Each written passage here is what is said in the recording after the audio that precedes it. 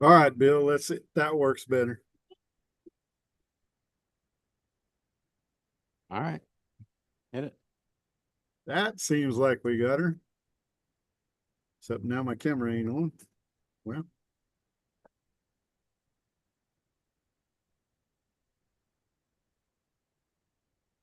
it is on one.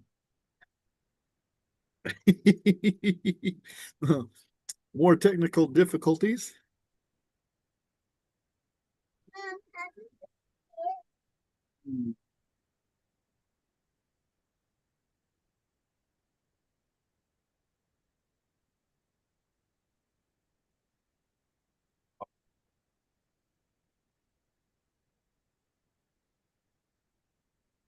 Hello.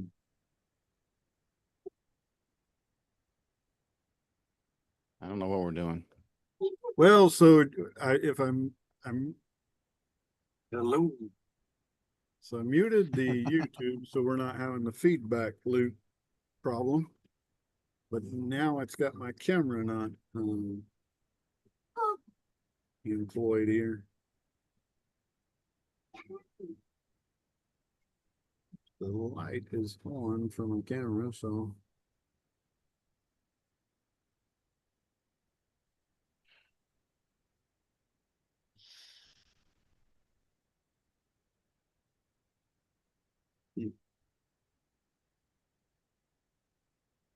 integrating virtual.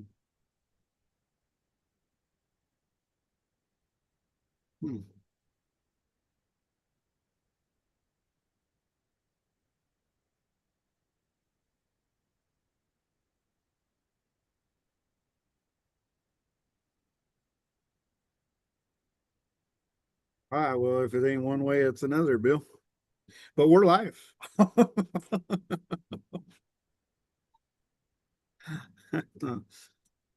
hello, world. Anybody joining us? We are working on getting the technical difficulties figured out. You're still off camera. Yeah, I don't know what the deal is with that. I'm trying to get the YouTube even back up.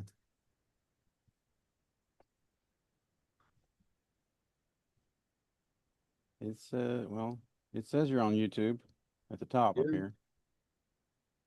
Jody's meeting, YouTube. So I think you're working, dude.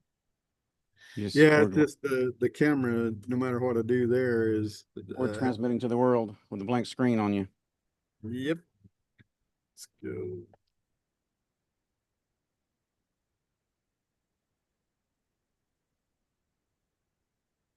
Maybe this camera thing on this stupid laptop.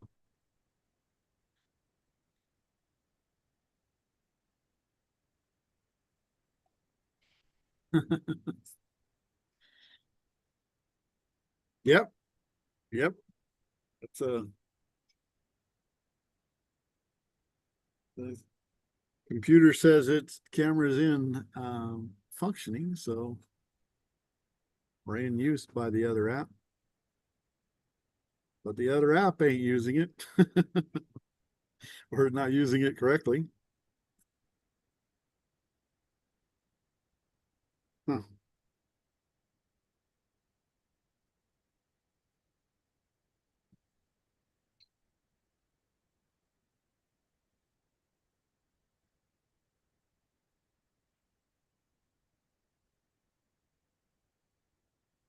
Anyway, and that for anybody listening in the world out there, this is the Bank on Purpose podcast show with Bill Pace and Jody Ogden. Welcome to the show. It's a mess, but here we are. Today we're talking about doing our little private money lending. What is it? How it works? How it can help you grow your money? If Jody ever gets his camera to work, we'll see him too.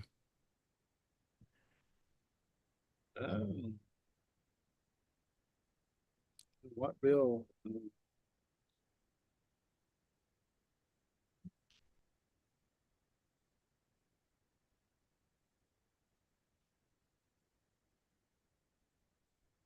While Jody's trying to figure that out, I'll just kind of read the questions and try to figure out what would put something out there that's not a bunch of blank screen here.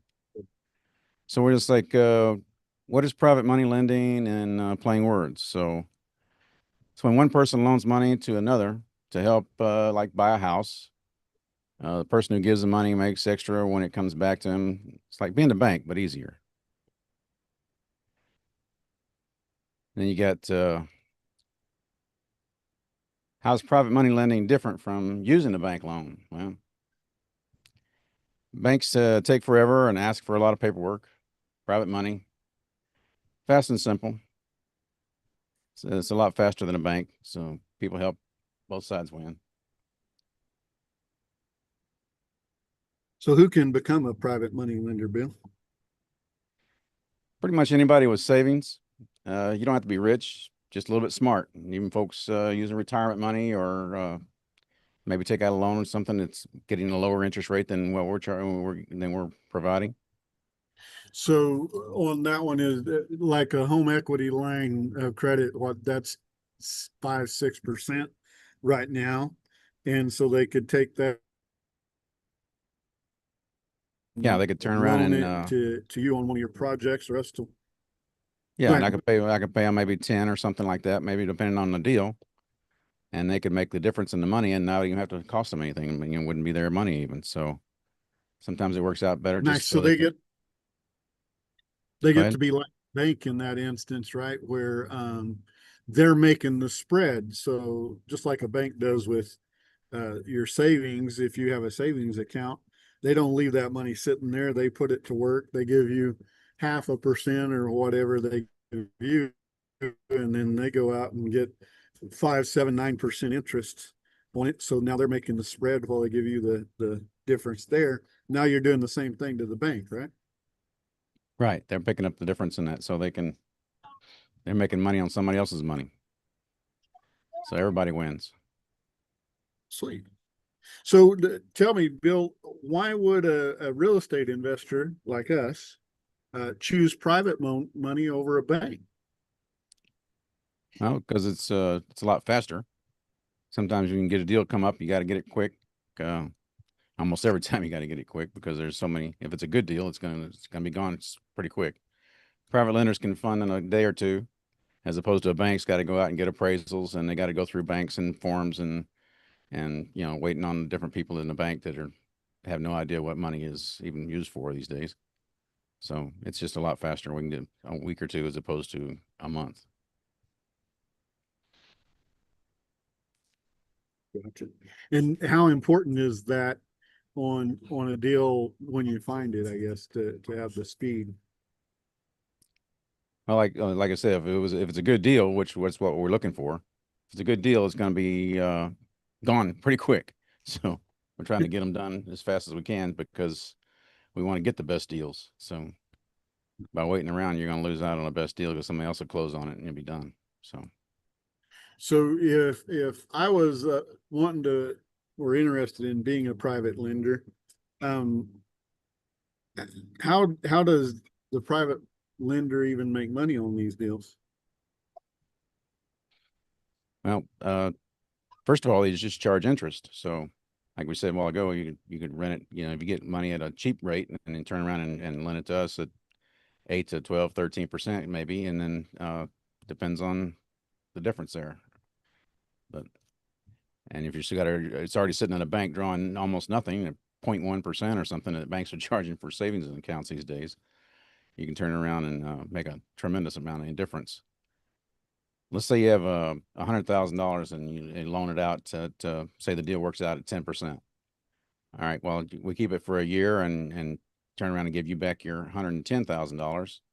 You just made 10 grand and all you did was same thing you would have done in the bank. We're just letting it sit there. So it's sitting there making a whole lot more money than it would have sitting at 0.1% or whatever the banks are going to give you. Oh yeah, at what 0.1% you may have made what, a dollar or $100 versus Yeah, 10 grand. That seems like a pretty good deal. If you'd it's a lot better. took that back to our earlier example where somebody pulled the house and did that, literally the bank's money is making them money. Let's say the bank was charging them basically didn't do anything but do the paperwork for the bank, and, and how they've made 5 grand and the bank made 5 grand. That's not a bad deal at all, right? Wasn't even your money, so it's a pretty good deal on the fact it didn't cost you anything. Shoot, yeah, sounds like a great deal. So what keeps a private money lender safe if the borrower doesn't pay? Well, you have the equity in the house. The house is worth whatever it's worth, 300 or whatever thousand you bought the thing for. And plus, if it goes up, you're making that much security also every time it goes up. If the borrower stops paying, the lender can take the house back. Say if I was abducted by an alien or something, and the bank is you still own your name. So what we always do is we always use a TC, which is a transaction coordinator. We always use a title company with your name on the title. Lender's name is on a promissory note / mortgage. And then you're always on as an additional insured in case the thing burns down or whatever, you're still covered. So your money is very, very secure because, unless, even if when does real estate ever get cheaper? So as long as the real estate didn't go to zero, then you're always gonna have more money than you have because we're gonna buy it at a good rate. That's why we need to move fast so we can get the best deals. So if let's say you got a great deal on a house and the lender had to come back and take the house because you got abducted by aliens, then wouldn't they make their money plus your money? Yeah, because if they're taking the house back there, they got the whole thing and they're making a lot more than their money. So Sweet. So they're gonna make more no matter what. I mean, they're gonna get their percentage plus whatever the house is now worth. So it's gone up in value, plus their money is still covered because they have a lien on the property by a mortgage. Promissory note is basically a lien. sounds like a good deal when the security actually gets even better if something goes haywire, in the fact that they can make even more money. It's like a good deal to me. That's So why what type I'm of not gonna let that happen. That's why I'm gonna get a best deal, and we're gonna always pay you out so that you don't ever have that. So I don't lose out either. So I'm not gonna let that happen because I'm gonna protect yours as well as protecting mine. Because if you took it away from me, I'd have zero. So yeah. I'm not gonna let that go bad if I can possibly help it. And if it does, if it did go bad because flew away in a flying saucer, then it's your security right there. Yeah. So what types of properties do private money lenders usually fund? Well, we're typically doing single family homes. Need a small amount of fixing. We change them up and add extra rooms, turn the living room into a bedroom or something, and then dining room into a bedroom and things. And we put multiple people in their house so we can charge you by the room. It brings in a whole lot more rent than say just putting a 4-bedroom house with one family in it. It also makes it more secure because you got 5 to 6 people as opposed to one family that might not be paying the rent. But the houses, by single family houses, you can always go back to sell it on the market a lot faster than you could by commercial or something. So that's why we do single family type houses where we make them into multifamily type houses. And they get rented or So nice. sold or whatever. So basically you're taking a single family that you've uh, invested the money in, but obviously a much lower dollar amount in a single family than you would multifamily. And then you're getting to make the kind of income off of it that you would make from a multifamily property. Well, it's not quite as good because normal multifamily property to have like a duplex or a fourplex, each one individual, but you're at a whole lot lower entry point. So instead of being $500,000, you only get $200,000. I mean, depending on the size, obviously, but it's a lower entry point. So technically you're making more return than you would have otherwise because you're not putting in $1 million. You're only putting in enough to buy a single family home. So Gotcha. So how do you set the terms, like the interest rates and the loan length and like that? well, since you're the bank, we'll work it out with you and let you know what you're comfortable with. And it's like, okay, you're comfortable with making this amount, and then when we find a deal that covers that amount by doing all the underwriting and things, I say, well, we can pay you this much, and whatever works out well for you, and then we'll just work that out because you're the bank. So when we go to the bank to get a loan, we go to the bank and get a loan. So we're going to you to get a loan. So whatever you're comfortable with, if you're comfortable making 8, 9, 10%, then we'll come up with that. You know, obviously the higher the percentage you want, the longer it's going to take us to find a deal that'll cover that. But so we can keep your money out and get it reinvested a lot faster if it's at a reasonable amount. But some people like high rates. Some people like just to get their money in and get it back. So it just depends on what you like. You know, last week we talked about the retirement accounts and self-directed accounts, and I think this is where that would play huge in the fact that the longer length of the loans and making better returns than people would make in the stock market with their money on real estate versus the, you know, like you said, the 8, 9, 10% interest versus what you really make on the stock market, usually what, 4 to 6%. I think the combination of the two sound like a way to team it up. So Absolutely. what's the biggest risk in private money lending? Uh, well, if the borrower doesn't pay, you're still covered by your house. I mean, if I didn't pay, you're still covered by the house. The house could go down in value, maybe, but you know, when's the last time it went down in value? It's been I don't know, 200, 300 years. It doesn't ever go down hardly. It could always that's why you should always do your numbers and do your own underwriting. So as we give you the numbers and we give you this, it's like you get your people to, you have somebody double check your numbers and make sure that I give you good numbers. I mean, you want to make sure that whoever you're working with is going to be giving you valid numbers.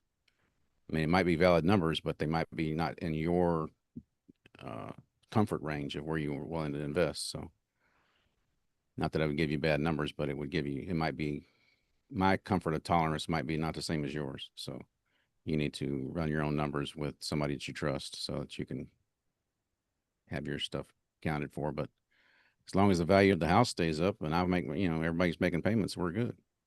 You're very secure. Yeah. So I would say that one point to add to that too is ask questions before you say yes. Ask all the questions. If you even have an inkling in one, make sure you ask the right questions. And if you're not sure, ask the question. Best way to get the answer if you ask the right question. Absolutely. Sweet. So how can someone get started as a private lender today? Well, most people start small and you can get a little bit of trust and going with each other. So as we work together and do a loan and get your money back and you're doing well, you might say, well, I've got some more over in this other account I can bring in and we can do 2 loans this next year or this time, however long time the frame is we're working with each other. And you learn how the deals work and use the money that you don't need right now so that you don't want to use your grocery money. And always, always, always get everything in writing. There's no such thing as a verbal account. If it's not in writing, it didn't exist. Yeah, we live in a different world. I like the idea of your word meaning something, but with a lot of people, that isn't the case. And even if you're with people like us and where our word is our bond, you still want to have it in writing. And I think you made a great point there too. Also on use money you don't need right now. If you're investing money, it shouldn't be the grocery money, like you say. It's needs to be extra money that you got in a savings account that you ain't got working, or maybe it's the equity in the house that you don't have that money working for you, or even your retirement account. But you don't want to take this week's grocery bill and use that money so you don't eat this week. Yeah, or this, the rent money or whatever. Yeah. So Yeah. it's not, I mean, it's not going to come back to you fast enough to make this month's rent. So you don't want to account for that. So the longer it Shoot, sits there making money, the better, it's always, if it's not invested, it's not making any money. So if what you have sitting somewhere that's not being invested, that's what you want to use. yeah. So the longer it sits there, the longer it's making money because we're only getting paid for the time that it's actually in the deal. So Yeah. So, um, that sounds like we've got a pretty decent wrap on money lending in simple terms. It's a great way for your money to grow without needing to flip houses or deal with tenants, which is a lot of headaches or can be a lot of headaches. So that at least takes that headache off of you. And think about this: is your money sitting in the bank doing nothing? What if it could work for you? And I want to thank y'all for listening today. And this helped. If this helped, go ahead and share it with a friend, and we'll see y'all next time. hopefully we won't have so many issues with the technology this time. We're going to figure this out. We'll figure it out. It's going to get better. Figure it out. By the time we get 50 or 60 in, we'll have it dialed in. Yeah, Chat this on it. is Texas Bill Pace and Jody Ogden here. So we'll see y'all next week at same bat time and same bat channel, 4 o'clock on Mondays, Central Time. 4 o'clock Central Time on Mondays. I'm in Mountain, so 3 o'clock in Mountain, and we can figure out all the others if you need to. Yeah, wherever you happen to be in the planet. Yeah. All right, thanks, guys. Thank y'all.